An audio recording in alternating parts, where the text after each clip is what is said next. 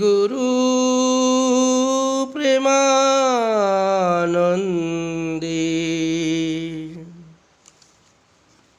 নিতাই গৌরীশিতনা হরি হরি বল। গুরুবে গৌরচন্দ্রায় রাধিকায় তদালয়ে কৃষ্ণায় কৃষ্ণ ভক্তায় তদ্ভক্তায় নমো নমঃ। সদী ভক্তবৃন্দগণ, শ্রী শ্রী নরোত্তম দাস ঠাকুর মহাশয় বিরচিতা শ্রী শ্রী প্রেমভক্তি চন্দ্রিকা নামক গ্রন্থের এই পর্যন্ত আমরা 102 সংখ্যক ত্রিপদী আস্বাদন করেছি। আজ আমরা 103 শতক ত্রিপদী আস্বাদনে প্রবেশ করেছি। গোবিন্দ গোকুল চন্দ্র পরমানন্দ কন্দ পরিবার গোপ গোপী সঙ্গে নন্দীশ্বর যার ধাম গিরিধারী যার নাম সখী সঙ্গে তারে ভজ রঙ্গে। শ্রী ঠাকুর মহাশয় অনুরাগময় যুগল ভজনের কথা বলিয়া এক্ষণে যুগল ভজনের প্রকার বলিতেছেন। গোবিন্দ গোকুল চন্দ্র পরম আনন্দ কন্দ পরিবার গোপগোপী সঙ্গে। গোবিন্দ বিধাতু লাভে, অর্থাৎ যাহার গো বা ইন্দ্রিয় সমূহ শ্রী রাধারানীকে প্রাপ্ত হইয়াছে তিনি গোবিন্দ। আনন্দঘন বিগ্রহ, কিন্তু রাধারানীকে লাভ করিবার নিমিত্ত পূর্বরাগ দশায় কি অবস্থার উদয় হইয়াছিল তা মহাজনের বাণীতে আমরা দেখতে পাই।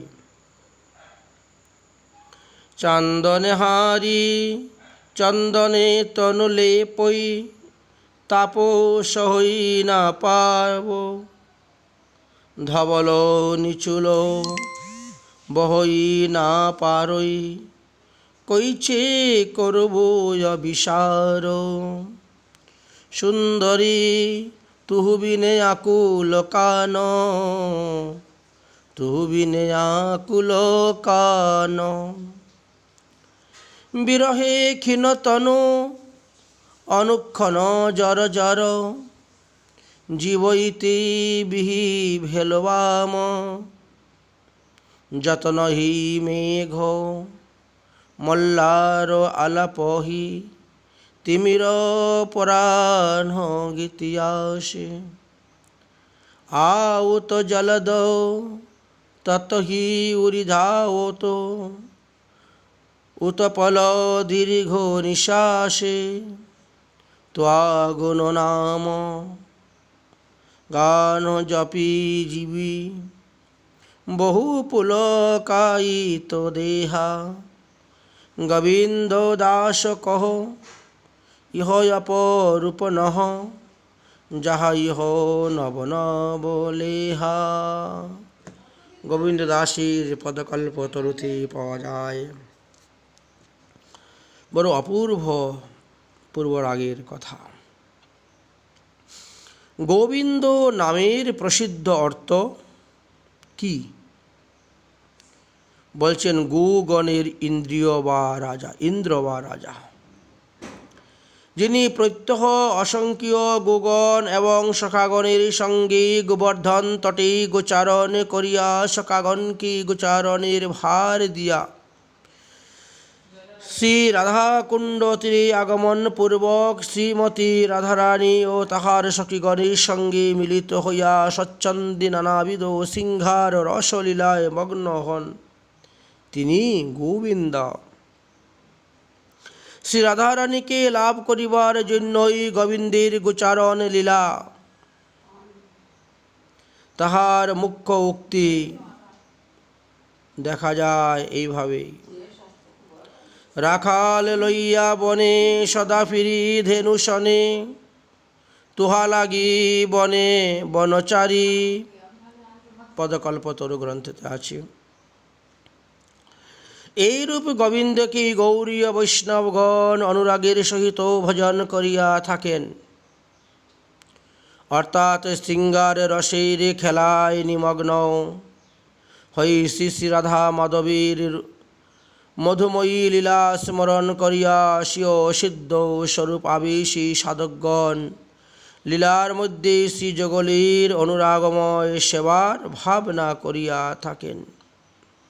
আবার যিনি গোকুল চন্দ্র শ্রী রাধার বিরহ তপ্ত গো বা ইন্দ্রিয়গুলোকে শীতল করিতে যিনি অকলঙ্ক পূর্ণচন্দ্র, পূর্বরাগে সখী শ্রীমতীর দশা গোকুলচন্দ্রের নিকট বর্ণনা করিতে গিয়ে বলেছিলেন: কাঞ্চন গৌরী ভুরি বৃন্দাবনে, খেলহি সহচরী মিলি, তুহা দিটি মিটি গরলে তনু জারল, তৈক্ষণে সমরিতে ভেলি, মাধব সুহযব চলো কুলবামা, মরমহি সহি রুই দিন, যামিনী গুনি গুনি তুহা গুণ গামা, গুরুজন অবুদ মুগদ পাতি পরিজন, অলকিত বিষম ব্যাধি, কি কহব ধনী মণি মন্ত্র মহৌষধি, লুচনে লাগল সমাধি, খেনে খেনে অঙ্গ ভঙ্গতনু মুরহি, কহত ভরমময় বাণী, সমর বামে চমকি তনু ঝাপই, গোবিন্দ দাস কিহে জানি। গোবিন্দ রাধারানীকে প্রাপ্ত হইয়া আনন্দ সাগরে ভাসেন এবং রাধারানীও গোকুলচন্দ্রকে লাভ করিয়া সুখসায়নে মগ্ন হন। মহাজনগণ বললেন: তনু তনু মিলনে উপজল প্রেম, মকরথ জৈছে বেঠল হেম, কনক লতায় জনহ তরুণ তমাল, নব জল ধরে যেন নিজরি রসাল, কমলে মধুপ যেন পাওল সঙ্গ, দুহু তনু পুলকিত প্রেম তরঙ্গ, দুহু অধরামৃত দুহু করুপান, গোবিন্দ দাস দুহুক গুণগান। এইরূপ শ্রী রাধা মাধবী পরম আনন্দ স্কন্দ, অর্থাৎ শ্রেষ্ঠতম আনন্দের মূল কেন্দ্র। তাহাদের শ্রী চরণারবিন্দ হইতে অজস্র পরমানন্দ মকরন্ধ সাধাই রক্ষিত হয়। কলিযুগ পাবন অবতার শ্রী শ্রী গৌরাঙ্গ মহাপ্রভু এবং তাহার পদাশ্রিত গৌরীয় বৈষ্ণবাচার্যগণ আনন্দ লিপ্সু জীবগণকে সেই পরমানন্দ রসের উৎসকের অঙ্গুলি নির্দেশ দেখাইয়া দিয়াছেন শ্রীমৎ প্রবোধানন্দ সরস্বতীপাদ বৃহৎ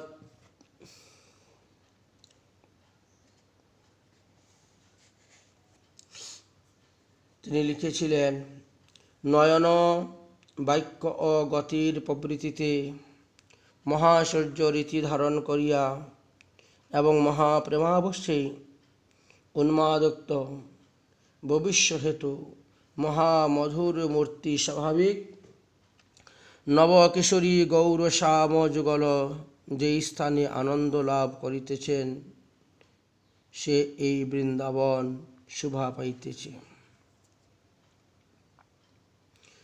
যিনি শ্রী রাধারানীকে করে লইয়া সুচারু অঙ্গুলি সমূহ দ্বারা সুহাগবরী তাহার নীল চূর্ণ কুণ্ডল রাজি সুবিস্তার করিতেছেন, প্রফুল্লিত বদন কনক কমল পুনঃ পুনঃ আঘ্রাণ করিতেছেন, চিবুক উন্নমিত করিয়া মুহু মুহু তাহার বিম্বাধর চুম্বন করিতেছেন।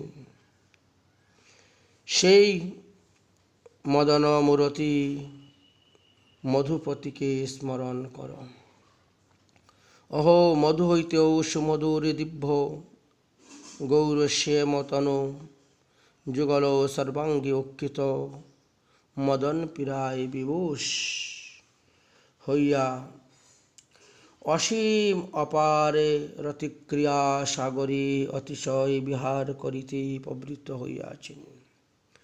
শ্রী বৃন্দাবন নবনিকুঞ্জ বিলাসী শ্রীযুগল কিশোরকে মধুর ভাবাশ্রয়ে ভজন কর।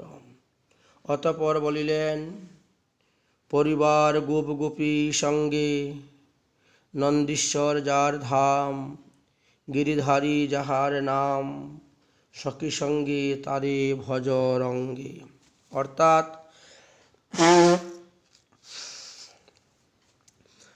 পরম আনন্দ স্কন্দ শ্রী গোবিন্দ ও গোকুল চন্দ্র নন্দীশ্বর যাহার ধাম, গিরিধারী যাহার একটি নাম, তাহাকে সপরিবার গোপ গোপীগণের সঙ্গে এবং সখীগণ সঙ্গে রঙ্গীর সহিত ভজন কর। মধুর রসের পরিপুষ্টিত নিমিত্ত মাতা পিতা আত্মীয় স্বজন প্রভৃতি সকলের সহিত সম্পর্ক প্রয়োজন। সাধক সপার্ষদে শ্রী শ্রী রাধা মাধবীর সেবা ভাবনা করিবেন। প্রত্যহ শ্রীকৃষ্ণের নিমিত্ত রন্ধনের চিহ্ন শ্রী রাধারানী নন্দীশ্বরে আগমন করেন। মঞ্জরী ভাবীর সাধকে তাহার সহিত সর্বদা নিজের অবস্থান চিন্তা করিয়া থাকেন। নন্দীশ্বরে মাতা পিতা আত্মীয় স্বজন গোপী গোপী সকলেই যথাযথ সেবা ভাব ভজন সাধকের অন্ত নিশ্চিত সিদ্ধিস্বরূপের ভাবনা করিতে হয়। শ্রী রাধারানীকে দীর্ঘ সময় দর্শনের নিমিত্ত শ্রীকৃষ্ণ গিরিধারাধি লীলা করেন। সেখানে নিখিল ব্রজবাসী গণের স্থিতি, সকলের প্রতি যথাযোগ্য শ্রদ্ধা প্রীতি ভক্তি পোষণ করে রাধা কিঙ্করী। বিশেষত সসখী শ্রী রাধা মাধবীর নিকুঞ্জ সেবায় রাধা কিঙ্করী অতি রঙ্গের সহিত বা পরম কৌতুকের সহিত চিন্তিত করিয়া থাকেন। সাধক অবস্থায়, সাধনার অবস্থায় চিন্তিত সেবায়, সিদ্ধ অবস্থায় সাক্ষাৎ লীলারাজ্যে প্রাপ্ত করাইয়া সাধনাত্ম ধন্য করিয়া থাকেন। ইহা 103 নং ত্রিপদীর যথার্থ সুধাকণিকা আস্বাদন করা হল। এখন আমরা 104 নং ত্রিপদী আস্বাদন করব। প্রেম ভক্তি তত্ত্ব এই তোমারে কহিনু ভাই, আর দুর্বাসনা পরিহরি। শ্রী গুরু প্রসাদে ভাই এই সব ভজন পাই, প্রেম ভক্তি স্বকীয়নচরি। শ্রী নরোত্তম দাস ঠাকুর মহাশয় স্বীয় মনের প্রতি বলিতেছেন, হে মন, প্রেম ভক্তি তত্ত্বটা এই তোমারে কহিনু ভাই। হে ভাই মন, এ যাবৎ তোমায় প্রেম ভক্তি বা সাধ্য সাধন তত্ত্বের কথা সবই অনেকবার বলিয়াছিলাম। শ্রী নরোত্তম দাস ঠাকুর মহাশয় মনকে ভাই বলিয়া সম্বোধন করিতেছেন। সহোদর ভ্রাতা যেমন সমভাবে দুঃখ দরিদ্র আদি ভোগ করেন এবং প্রত্যেক সম্পত্তি আদিরও সমান ভোগ প্রাপ্ত হইয়া থাকেন, তদ্রূপ আত্মা যদি প্রেম সম্পদে সঞ্চিত হইয়া সংসার জ্বালারূপ দুঃখ দারিদ্র ভোগ করে, তবে মনকেও সমভাবে উহা ভোগ করিতে হয়। এবং আত্মা যদি প্রেম সম্পদ লাভে ভক্তিরস আস্বাদনের অধিকারী হয়, তবে মন জড়ত্ব ত্যাগ করিয়া চিন্ময় হইয়া থাকে এবং অসমর্থ ভগবত মাধুরী আস্বাদনে ধন্য হয়। তাই মনকে ভাই সম্বোধন করিয়া শ্রীল নরোত্তম দাস ঠাকুর মহাশয় বিশ্ব সাধকগণকে শিক্ষা দিতেছেন যে প্রত্যেক সাধককেই এইভাবে সম সুখ দুঃখের কথা মনকে বুঝাইয়া প্রেম সাধনার পথে প্রবর্তিত হইতে হবে। কারণ ইন্দ্রিয়ের রাজা মনই ভজন সাধনের শ্রেষ্ঠ সহায়। এই যাবৎ এই প্রেমভক্তি চন্দ্রিকায় শ্রীল নরোত্তম দাস ঠাকুর মহাশয় যেসব প্রেম ভক্তি বা সাধ্য সাধন তত্ত্বের কথা বলিয়াছেন, তাহাতে মহৎসঙ্গ মহৎ কৃপা ভগবত মুখ্যধা শ্রদ্ধা শরণাগতি শ্রীগুরু বৈষ্ণবের চরণাশ্রয় গুরু বৈষ্ণবের সেবা সাধন ভজন নববিধা ভক্তি ভজনের অন্তরায় নিষ্ঠা রুচি আসক্তি রতি প্রেম প্রেমের সার মহাভাব মঞ্জুরি ভাব সাধনা নামতত্ত্ব ধামতত্ত্ব রসতত্ত্ব প্রভৃতি অনেক কিছুর কথাই বলা হয়েছে। তিনি বলে গিয়েছেন, কোনো সাধক যদি নিবিষ্ট চিত্তে এই প্রেম ভক্তি চণ্ডিকাটাই উত্তম রূপে অনুশীলন করেন, তাহলে তিনি ভক্তি সাধনার সব রহস্যই জানিতে পারবেন বা অনুভব করিতে পারিবেন, ইহাতে বিন্দুমাত্র সন্দেহ নাই। গ্রন্থকার ইহাতে ভজন সাধনের অতি নিগূঢ় রহস্যাবলী এত সহজ সরলভাবে অল্প কথায় ব্যক্ত করিয়াছেন যে উহা যেন সাধকগণকে হাতে ধরিয়া প্রেম ভক্তির রাজ্যে পৌঁছাইয়া দিয়েছে। তাই মনের প্রতি বলিতেছেন, ভাই মন, প্রেম ভক্তির তত্ত্ব তো তোমায় সবই সহজ সরলভাবে বুঝাইয়া বলিলাম। এক্ষণে তুমি আর দুর্বাসনা করিও না। এই দুর্বাসনা পরিহরি অর্থাৎ ভজনের প্রতিযোগী অনাদি অবিদ্যা সঞ্চিত দুষ্ট কর্ম সংসার ত্যাগ কর। পূর্ব জন্মের অসৎ কর্ম অর্জিত দুষ্ট সংস্কার যাহা মানবের চিত্ত আহিত থাকে, তাহা অসৎ কর্মেই প্রবৃত মানবের অন্তরে জাগাইয়া থাকে। মনকে এমনভাবে ধীর কর্মের প্রতি এই দুষ্ট কর্মের প্রতি আকর্ষণ করাইয়া থাকে যে মানব নিজে চেষ্টায় সেই দুর্বাসনা দূরবার কবল হইতে আত্মরক্ষা করিতে পারে না। সুতরাং এই দুর্বাসনা পরিহার করিয়া ভজন প্রথাশ্রয়ীর একমাত্র উপায় বলা হয়েছে। শ্রী গুরু প্রসাদে ভাই এই সব ভজন পাই। হে ভ্রাতমন, শ্রী গুরুর কৃপাতেই দুর্বাসনা পরিত্যাগ করিয়া মানবীর শুদ্ধ ভজন পথাশ্রয়ীর সৌভাগ্য লাভ হইয়া থাকে। শ্রীমৎ রূপ গোস্বামী পাদ ভক্তিরসামৃত সিন্ধু গ্রন্থের ৬৪ প্রকার ভজনাঙ্গ বর্ণনের প্রথমেই গুরুপদাশ্রয়, দীক্ষা শিক্ষা এবং বিশ্বাস সহকারে গুরু সেবা, এই তিনটি অঙ্গকে ভক্তিমার্গের প্রবেশের প্রধান দ্বার বলিয়াছিলেন। শ্রীগুরু কৃপা বা প্রসন্নতা ভিন্ন, যে ভগবত ভক্তি বা ভজন কোনো প্রকারে সিদ্ধি হইতে পারে না, ইহা সর্বশাস্ত্র এবং মহাজনগণের অবিসম্বন্ধিত সিদ্ধান্ত। শ্রীমজ্জীব গোস্বামী পাদ লিখেছিলেন, তৎপ্রসাদ হি সনানাম প্রীতিকারো দুর্যতানহাম মনি পরম ভগবত প্রসাদ সিদ্ধৌশ্চ মূলম। ভক্তি সন্দর্ভের 237। নিজকৃত নানা প্রতিকারের দ্বারা দুরস্ত যে অনর্থ সমূহ, সেই অনর্থ সমূহকে নাশ বিশেষ এবং ভগবত পরম প্রসন্নতার সিদ্ধি বিশেষে শ্রীগুরু প্রসন্নতাই মূল কারণ।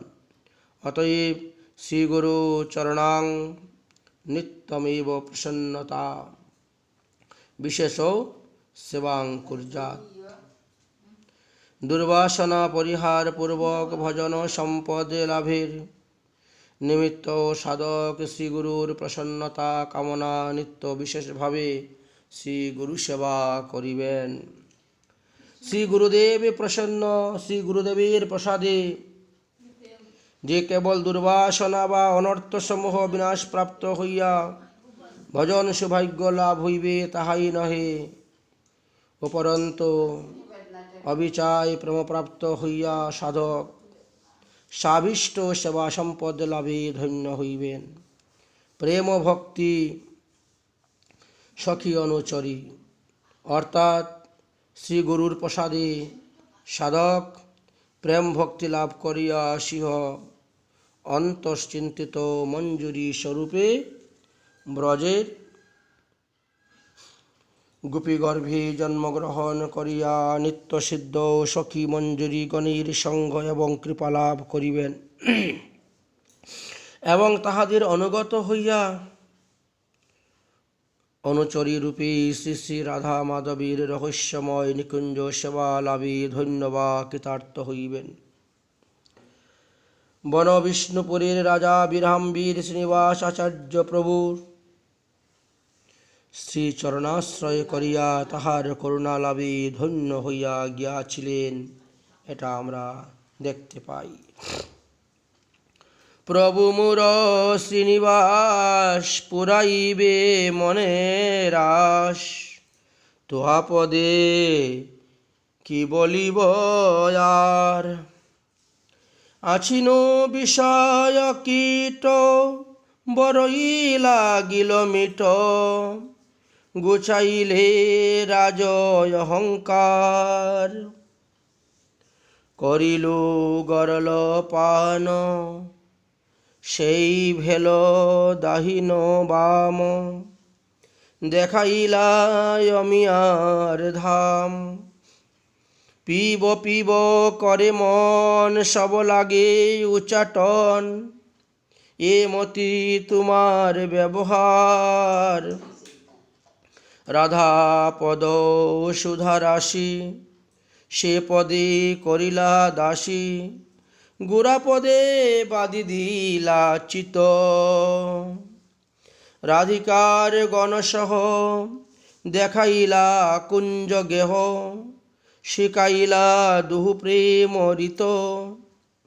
কালিন্দির কুলে যাই সখী সঙ্গে ধাওয়া ধাই রাই কানো বিহরহি সুক এ বীর হাম্বির হিয়া ব্রজপুর সদা ধেয়া জাহাজলি উড়িলা লাখি। তাই শ্রী গুরু প্রসাদে ভাই এই সব ভজন পাই। রাজা বীরহাম্বীর কত বড় দস্যু ছিলেন। দিনে ভাগবত পাঠ, রাত্রে করে ডাকা চুরি, চুরি ডাকাতি করতেন। এত এত দস্যুকে তিনি পালন করে রাখতেন যে তারা রাত্রিবেলা গিয়ে ধন সম্পদ লুট করে নিয়ে আসত। সেই ডাকাতের সর্দার রাজা বীরহাম্বীর।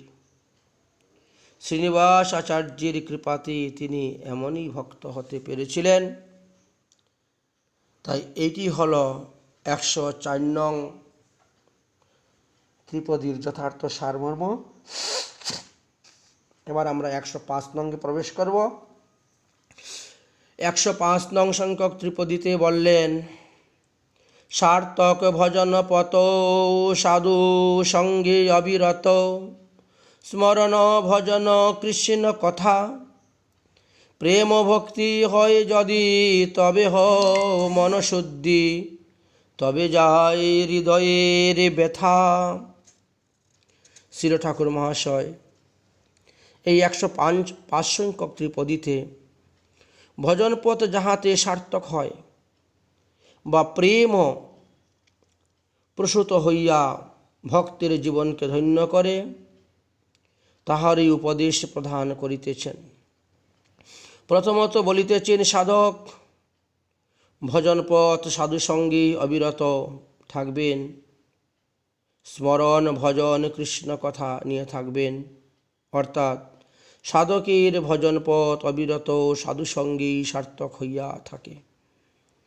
যাহারা ভক্তির বার্তা বহন করিয়া বিশ্বজীবের দ্বারে আগমন করেন, মায়া শৃঙ্খলবদ্ধ বিষয় গর্তে নিপতিত জীবের পথি দয়া পরবশত হইয়া যাহারা ভগবত কথামৃত ধারায় তাদেরকে সুশীতল করিয়া ভক্তির অজোর সাহায্য দানে ভবকূপ হইতে উদ্ধার করিয়া শ্রী ভগবত সন্নিধ্যে পাঠান, তাহাদেরকে লইয়া যাহারা নিমিত্ত বেকুলিত হইয়া উঠেন, তাহারাই যথার্থ সাধু, যথার্থই মহাজন মহাপুরুষ।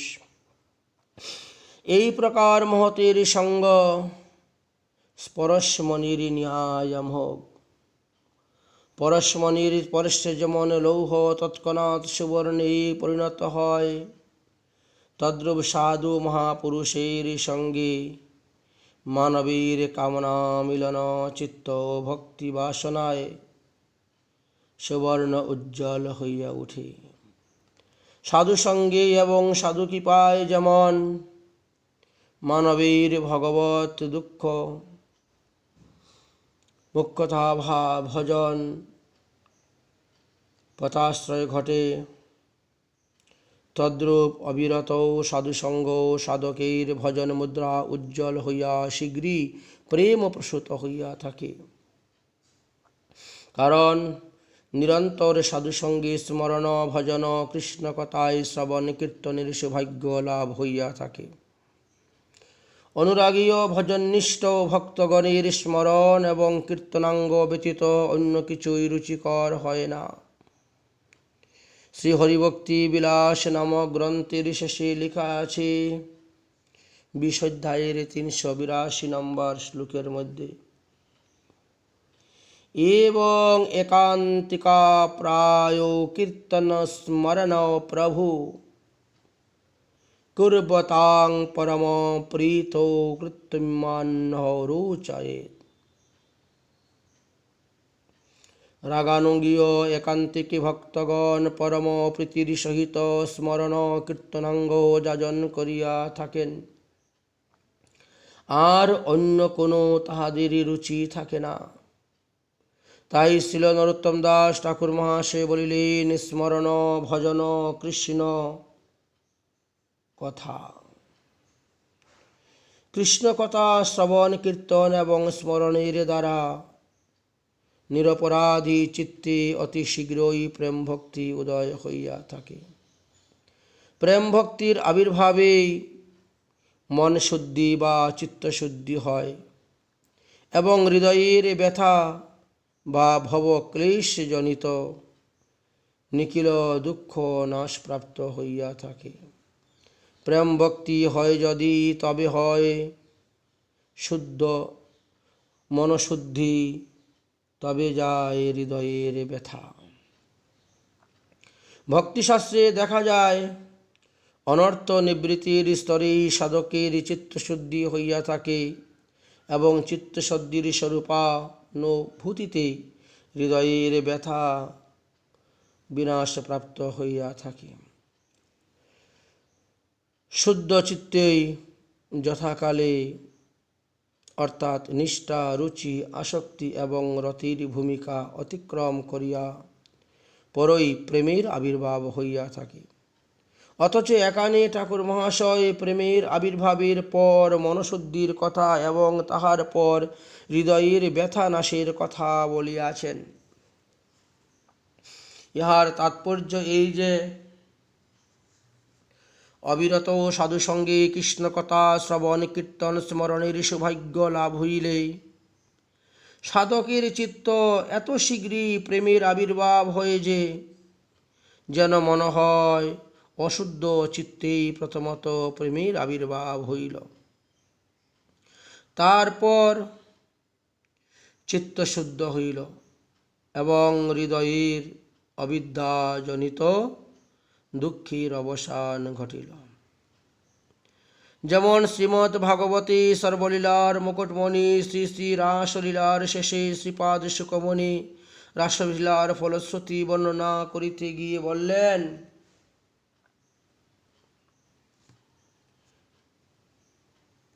বিকৃতং বজবধূভিরঞ্চ বিষ্ণুম শ্রদ্ধামৃতনয়নং শৃণুয়াদ্বর্ণদিদ্যা ভক্তিং পরা ভগবতীং প্রতিলভ্য কাম্যম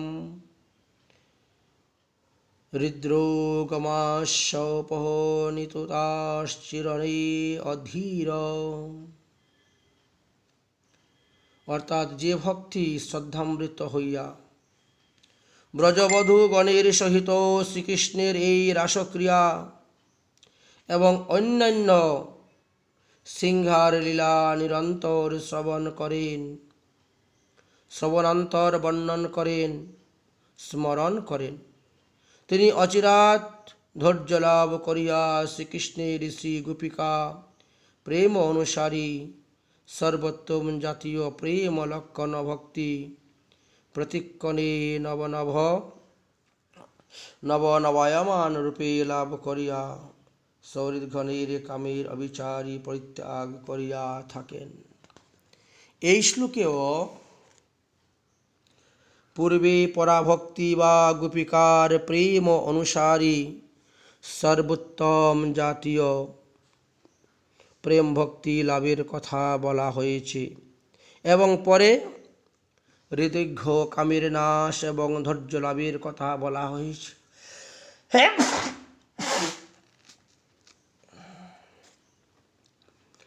এই সম্বন্ধে শ্রীমৎ জীব গোস্বামী পাদ তেনার লঘুতোষণী টিকাতে লিখেছিলেন, সাধারণ ভজন সাধনের দ্বারা হৃদৈঘ্য কাম বা কামনা নাশের পরেই প্রেমের উদয় হইয়া থাকে, ইহা জানা যায়। কিন্তু রাসলীলা শ্রবণ কীর্তনে কামনা নাশের পূর্বেই পরম ভক্তি লাভের কথা জানা হইয়াছে।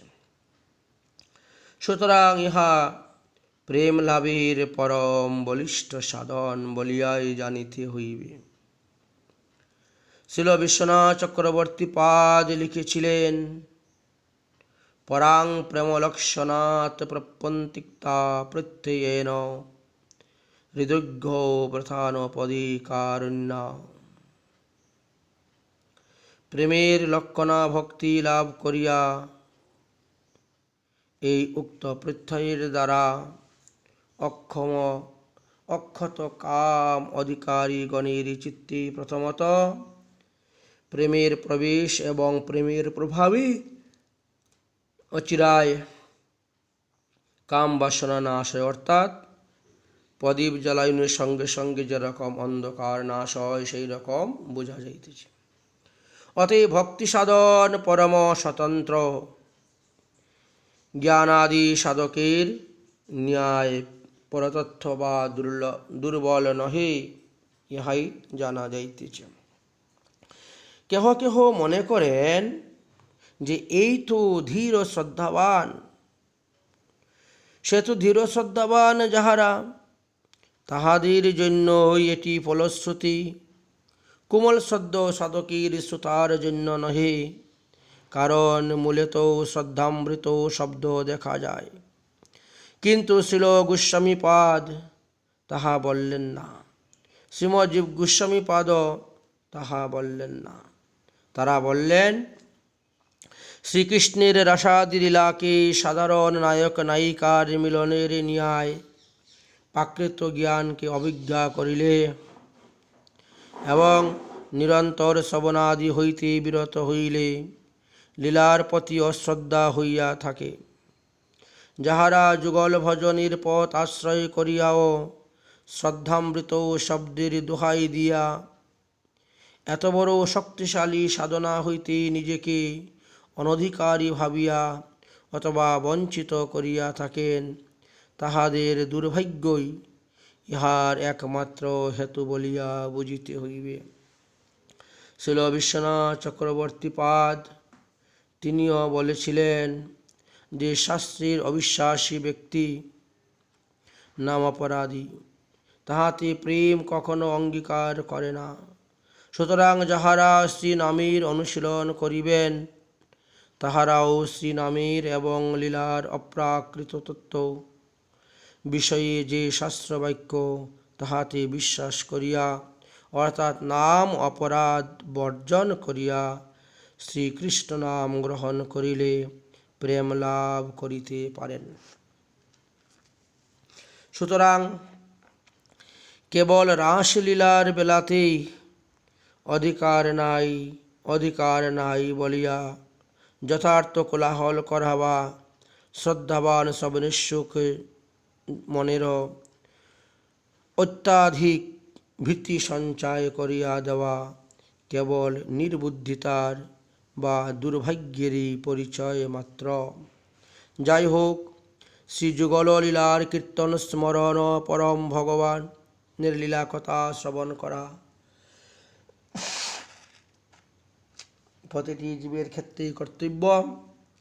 এই যে কীর্তন স্মরণ, এইগুলা পরম বলবান সাধন বলিয়াই শ্রী নরোত্তম দাস ঠাকুর মহাশয় প্রথমে প্রেম ভক্তি লাভের কথা বলিয়া পরে মন শুদ্ধি এবং পরে হৃদয়ের ব্যথা নাশের কথা বলিয়াছেন। ইহাই বুঝিতে হইবে। এইভাবে আমরা 105 সংখ্যক ত্রিপদীর আস্বাদন করলাম। 106 নং ত্রিপদী আমরা আগামী পর্বতে আস্বাদন করব। বিষয় বিপত্তি জানো, সংসার স্বপ্ন মানো, নরতনু ভজনের মূল, অনুরাগে ভজ সদা প্রেম ভাবে, লীলা কথা আর যত হৃদয়ের শুল, এইটি পরে আমরা আস্বাদন করব।